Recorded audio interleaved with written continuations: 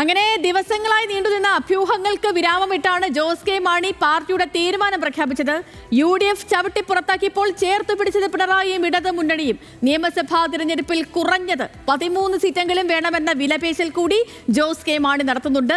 പ്രതികരണത്തിലേക്ക്. നമുക്ക് കഴിഞ്ഞ പ്രാവശ്യം 13 സീറ്റാണ് ഉണ്ടായിരുന്നത്. അത് 12 സീറ്റായി ഇടതുപക്ഷത്തിൻ്റേതായിട്ട് അത് നമ്മുടെ ചർച്ചയിൽ വന്നു കഴിഞ്ഞു. ചർച്ചയിലല്ല, അവരുടെ ഒരു ആവശ്യം മുന്നോട്ട് CPM വെച്ചപ്പോൾ കുറ്റിയാടി വിട്ടുകൊടുക്കുകയുണ്ടായി. ഇപ്രാവശ്യം 13 സീറ്റ് മിനിമം എങ്കിലും അത് വേണം. അത് മാത്രമല്ല, അതിൻ്റെ അപ്പുറത്തേക്ക് എത്രമാത്രം കടക്കാൻ കഴിയും എന്നുള്ളതും ചർച്ച ചെയ്യണം എന്ന് പാർട്ടി തീരുമാനമെടുത്തിട്ടുണ്ട്.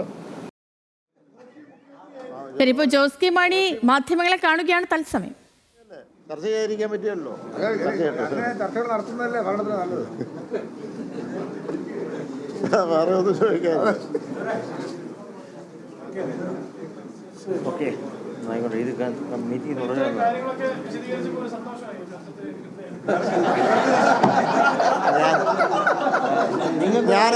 ഞാൻ എപ്പോഴും പറയാറുണ്ട്, ഞാൻ ഹാപ്പിയാണെന്ന് പറഞ്ഞിട്ടുണ്ടല്ലോ. ഞാൻ ഹാപ്പിയാണെന്ന് പറഞ്ഞിട്ടുണ്ടല്ലോ. അതെ,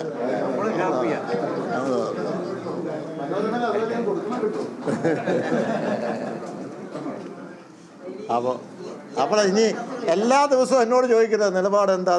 എല്ലാ ദിവസവും രാവിലെ ഞാൻ പാലായിക്ക് നിങ്ങളെ വിളിക്കും. ഞാൻ പറയുന്ന നിലപാട് എങ്ങനെയാണ്, മരണമല്ലല്ലോ പിന്നെ. അപ്പോൾ സന്തോഷം. Thank U.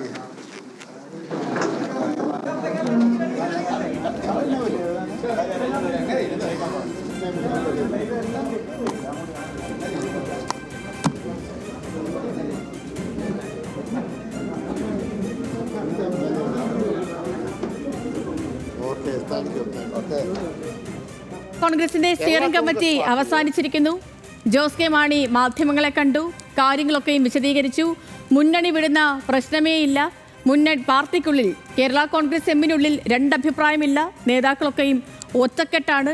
തങ്ങളെ UDF ചവിട്ടിപ്പുറത്താക്കിയപ്പോൾ ചേർത്ത് പിടിച്ചത് പിണറായി വിജയനും ഇടത് മുന്നണി സർക്കാരുമാണ്, ഇടത് മുന്നണിയുമാണ്. ആ മുന്നണിയെ ഈ തിരഞ്ഞെടുപ്പ് കാലത്ത് ഉപേക്ഷിച്ചിട്ട് പോകില്ല എന്ന നിലപാട് ക്ലിയറായി പറഞ്ഞിരിക്കുന്നു ജോസ് കെ മാണി. അനിൽ ജോർജ് വിശദാംശങ്ങളുമായി തത്സമയം നമുക്കിപ്പോൾ ചേരുന്നുണ്ട്. അനിൽ, 2 ദിവസമായി നിലനിന്നിരുന്ന വലിയൊരു ചോദ്യമായിരുന്നു, ജോസ് കെ മാണി മുന്നണി മാറുകയാണോ? ജോസ് കെ മാണിയുടെ കേരള കോൺഗ്രസ് എം UDFിലേക്ക് പോവുകയാണോ? സോണിയാഗാന്ധിയുമായി ചർച്ചകൾ നടത്തുന്നു എന്നും മുന്നണി മാറ്റം വരുന്നു എന്നും ഈ പാർട്ടിക്കുള്ളിൽ തന്നെ രണ്ടഭിപ്രായമുണ്ടെന്നും റോഷി അഗസ്റ്റിനും ജയരാജും ഒക്കെ ഒരു വിഭാഗത്താണെന്നും ജോസ് കെ മാണി അടക്കമുള്ളവർ മറ്റൊരു വിഭാഗത്താണെന്നും ഒക്കെയും വാർത്തകളൊക്കെ വന്നിരുന്നു. അങ്ങനെ നടന്ന ഒരു നിർണായകമായ സ്റ്റിയറിംഗ് കമ്മിറ്റിയായിരുന്നു ഇത്. ഇതിൽ നിലപാട് ക്ലിയറായി പറഞ്ഞിരിക്കുന്നു ജോസ് കെ മാണി. ഒപ്പം ഒരു വിലപേശൽ കൂടി. തീർച്ചയായും ചെയ്തു. UDF ചവിട്ടി പുറത്താക്കിയപ്പോൾ ചേർത്ത് പിടിച്ചത് സഖാവ് മുഖ്യമന്ത്രി പിണറായി വിജയനാണ്. CPIM ആണ് കേരള കോൺഗ്രസിനെ ചേർത്ത് പിടിച്ചത് എന്ന് പ്രഖ്യാപിച്ചുകൊണ്ട് ഇടതുപക്ഷത്തോടൊപ്പം നിലയുറപ്പിക്കും എന്ന മറ്റൊരു തരത്തിലുമുള്ള അഭിപ്രായത്തിനും ഇടയില്ലാത്ത രീതിയിൽ പാർട്ടി ചെയർമാൻ തന്നെ ഇപ്പോൾ പ്രഖ്യാപിച്ചിരിക്കുകയാണ്. ജോസ് കെ മാണി അങ്ങനെ കേരള കോൺഗ്രസിന്റെ നിലപാട് പ്രഖ്യാപിക്കുകയും ചെയ്തിരിക്കുന്നു.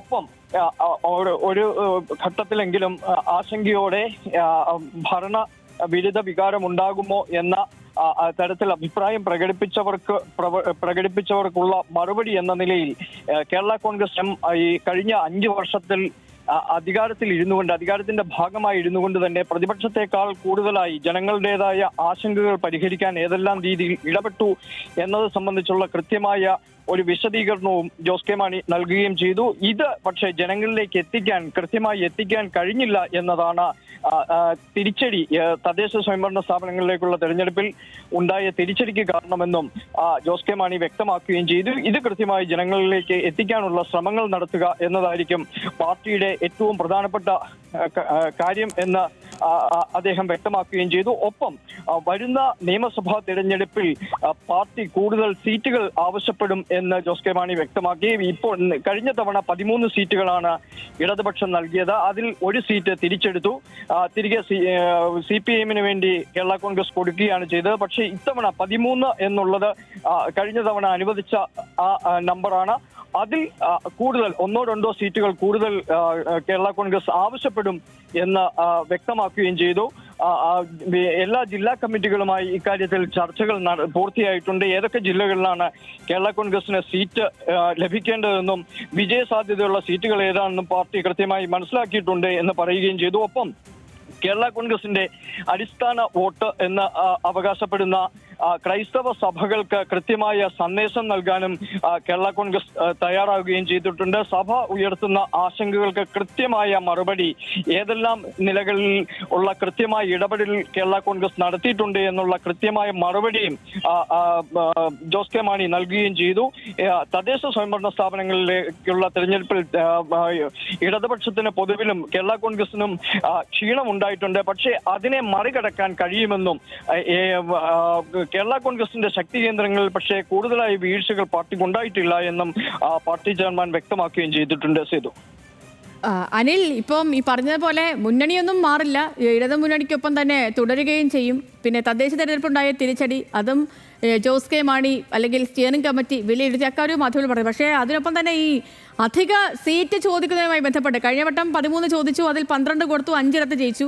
ഇത്തവണ 13 അല്ലെങ്കിൽ അതിലധികമോ ചോദിക്കുമെന്നറിയുന്നു. അതിൽ ഒരെണ്ണം തിരുവനന്തപുരം സീറ്റാണെന്നാണ് മനസ്സിലാക്കുന്നത്. ജനാധിപത്യ കേരള കോൺഗ്രസിന്റെ ഒരു സീറ്റ് ആന്റണി രാജു അയോഗ്യനാക്കപ്പെട്ടപ്പോൾ ഒഴിവ് വന്ന ആ സീറ്റ് കൂടി ജോസ് കെ മാണി ചോദിക്കാനുള്ള സാധ്യത നിലനിൽക്കും. നമ്മൾ രാവിലെ തന്നെ അക്കാര്യം പ്രേക്ഷകരിൽ അറിയിച്ചതുമാണ്. അപ്പോൾ ഈ ആവശ്യം ഇനി മുന്നണിക്ക് മുന്നിൽ വയ്ക്കുമ്പോൾ ഒരു അനുകൂലമായ തീരുമാനം ജോസ് കെ മാണിക്കും കേരള കോൺഗ്രസ് എമ്മിനും അനുകൂലമായൊരു തീരുമാനം ഉണ്ടാകാനുള്ള സാധ്യത എത്രത്തോളമാണ് അതിൽ എങ്ങനെ വിലയിരുത്തണം?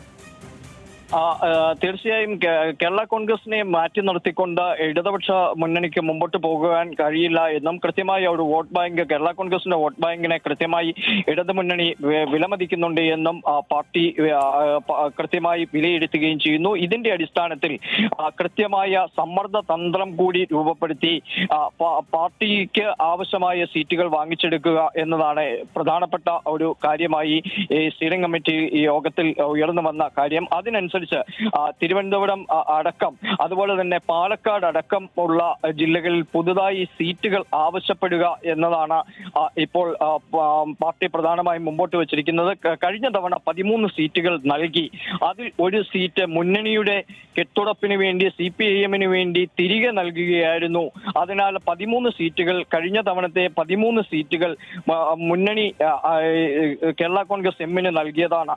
അതിനപ്പുറത്തേക്കുള്ള സീറ്റുകൾ ചില സീറ്റുകൾ ഇപ്പോൾ വിജയിച്ചിരിക്കുന്ന കോൺഗ്രസ് വിജയിച്ച ചില സീറ്റുകളുണ്ട്. ആ സീറ്റുകൾ കേരള കോൺഗ്രസിന് നൽകിയാൽ കോൺഗ്രസിനെ തോൽപ്പിച്ച് അവിടെ ഇടതുപക്ഷ മുന്നണിയുടെ സ്ഥാനാർത്ഥികൾ അതായത് കേരള കോൺഗ്രസിന്റെ സ്ഥാനാർത്ഥികൾ വിജയിക്കും. അത് അടുത്ത ഭരണത്തിലേക്കുള്ള കൂടുതൽ വഴി തുറക്കും, വഴി എളുപ്പമാക്കും എന്ന ഒരു നിർദ്ദേശം മുന്നണിക്ക് മുമ്പാകെ വെക്കാനാണ് ഇപ്പോൾ പാർട്ടി തീരുമാനിച്ചിരിക്കുന്നത്. അതിന് കൃത്യമായ കണക്കുകൾ ചൂണ്ടിക്കാട്ടുകയും ചെയ്യും.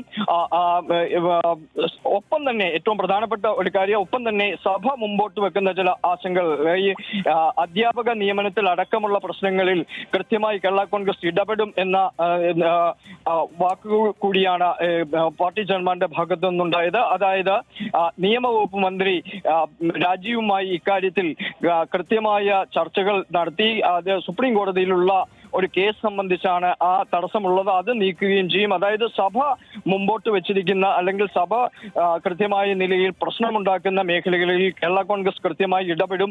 അത്തരം ഇടപെടലിലൂടെ അവരുടെ പ്രശ്നങ്ങളും ആശങ്കകളും പരിഹരിക്കുകയും ചെയ്യും. അങ്ങനെ മുമ്പോട്ട് പോകുമ്പോൾ ആ കേരള കോൺഗ്രസിന്റെ അടിസ്ഥാന വോട്ടുകൾ കൃത്യമായി അവിടെ ഉണ്ടാകും.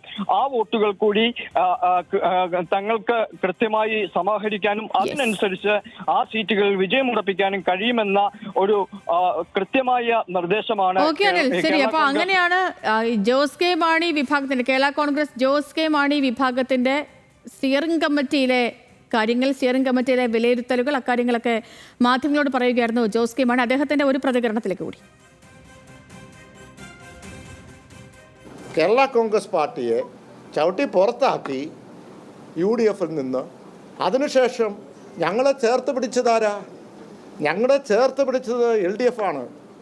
ഞങ്ങളെ ചേർത്ത് പിടിച്ചത് ബഹുമാനപ്പെട്ട മുഖ്യമന്ത്രി ശ്രീ പിണറായി വിജയൻ സഹാവാണ്. അപ്പോൾ അത് 5 വർഷം കഴിഞ്ഞ് ഞങ്ങൾ തിരിച്ചിങ്ങോട്ട് വരണോ? അങ്ങനെ ഒരു രാഷ്ട്രീയ പ്രസ്ഥാനം ഓരോ 5 വർഷം അങ്ങോട്ടും ഇങ്ങോട്ടും പോകുമോ? ആ നിലപാടിൽ തന്നെയാണ്, ഉറച്ചാണ്. അതുകൊണ്ട് ആ അജണ്ട, അങ്ങനെ ഒരു അജണ്ട, ഒരു നരേറ്റീവ്